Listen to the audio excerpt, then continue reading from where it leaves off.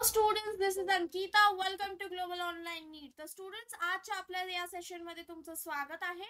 तर आजच्या सेशन मध्ये आपण एक बिग अपडेट बद्दल बोलणार आहोत विद्यार्थी मित्रांनो, की आन्सर की आणि रिझल्ट ह्यांच्या एक्सपेक्टेड डेट्स काय आहेत. आता तुम्ही सगळ्याच आन्सर कीची वाट बघताय की कधी तुम्हाला आन्सर की मिळेल आणि कधी तुम्ही तुमचा स्कोअर कॅल्क्युलेट कराल, बरोबर आहे. तर त्या संदर्भात हा व्हिडिओ आहे, त्याच्याबद्दलचा हा बिग अपडेट आहे विद्यार्थी मित्रांनो.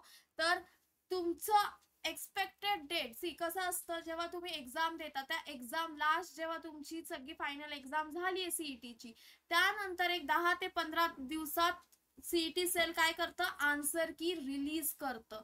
तर या वर्षाची एक्सपेक्टेड डेट काय आहे, 12 मे. आता मी असं नाही सांगत आहे की फक्त याच 12 तारखेलाच तुम्हाला एक्झॅक्टली आन्सर की रिलीज होणार आहे. ही आपण एक एक्सपेक्टेड डेट काढलेली आहे विद्यार्थी मित्रांनो, की 11 मे पासून ते 16 मे पर्यंत च्या दरम्यान या या टाइम पिरियड मध्ये तुमची आन्सर की रिलीज होऊ शकते. येस, तर तुम्हाला ही आन्सर की कुठे चेक करायची, on the official website cetcell.mahaset.organization या वेबसाईट वर जाऊन पण तुम्ही आन्सर की चेक करू शकता. And also it is available on your log in I D. तर आता आपण काय एक्सपेक्ट करत आहोत सीईटी सेल कडनं, तर provisional answer key, candidate response sheet, objection window, right, final answer key आणि सगळ्यात महत्वाचं आहे की रिझल्ट.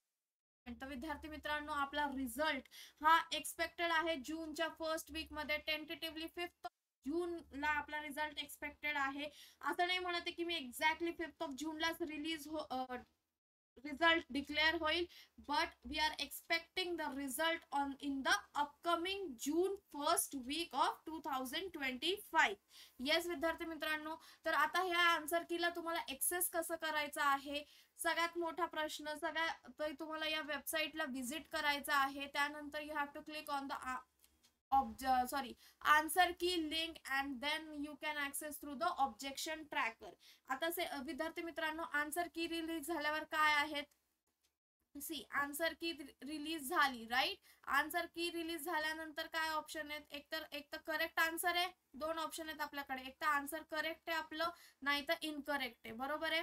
जर आता एक आपण एक्झाम्पल घेऊया. ओके, सपोज एक क्वेश्चन आहे, क्वेश्चन नंबर 1, त्याला 4 ऑप्शन आहेत, A B C D. Okay, तर या ऑप्शन पैकी तुम्ही मार्क केलेले option number B. Okay, you mark. तर आन्सर की तुमची कशा पद्धतीने रिप्रेझेंट करणार आहे, तुम्हाला कसं कळणार आहे की आन्सर की मध्ये लिहिलेलं असणार आहे you have mark option number B. And the correct answer काय, पण the correct answer is C. काय केलंय, मार्क केलेला आन्सर काय, मार्क बी आहे, बरोबर आहे, बी. आणि करेक्ट ऑप्शन काय, करेक्ट इज सी. तर अशा पद्धतीने तुमच्या आन्सर की मध्ये लिहिलेलं असणार आहे की you have marked option number B but the right answer is, correct answer is C.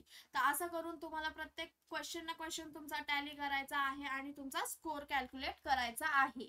आता स्टुडंट्स, जर अशा केसमध्ये सपोज तुमच्या हिशोबात की हा क्वेश्चनचा आन्सर ऑप्शन नंबर बीच आहे, सी नाहीये, म्हणजे सीईटी सेल कडनं काही चूक झालेली आहे असं जर तुम्हाला वाटतंय आणि तुम्ही त्याच्याबद्दल शुअर आहात, तर तुम्ही करू शकता, you can raise a objection raise. Okay, तुम्ही काय करू शकता, ऑब्जेक्शन रेज करू शकता. तर या ऑब्जेक्शन रेज करण्यासाठी काय आहे, एक चार्जेस म्हणजे एक फी घेतली जाते, that is you have to pay some charges, round about 1000 rupees तुम्हाला एका क्वेश्चन साठी पे करावे लागतात.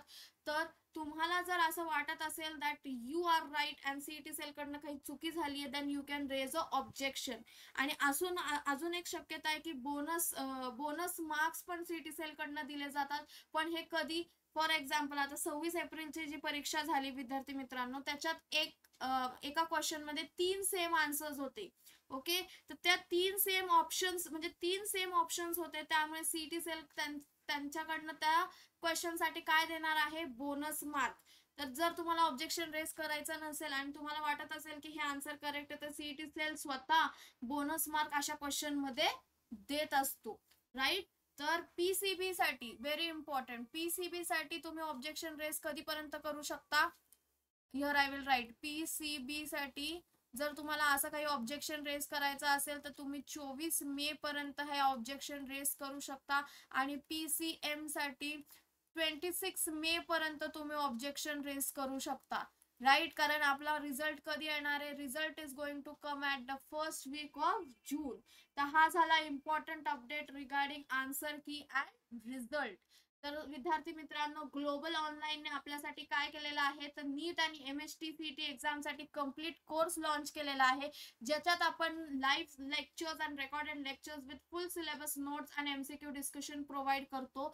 जर तुम्हाला हा कोर्स जॉईन करायचा असेल विद्यार्थी मित्रांनो, तर तुम्हाला दिलेल्या नंबरवर कॉन्टॅक्ट करायचा आहे, or else you have to download the global online app, जेणेकरून तुम्ही काय करू शकता, या कोर्सला ऍक्सेस करू शकता.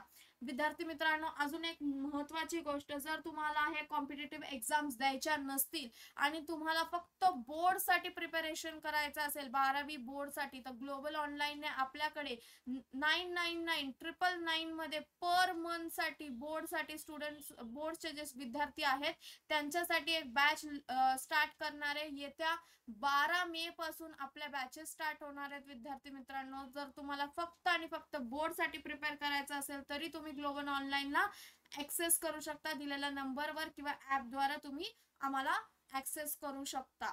थँक्यू.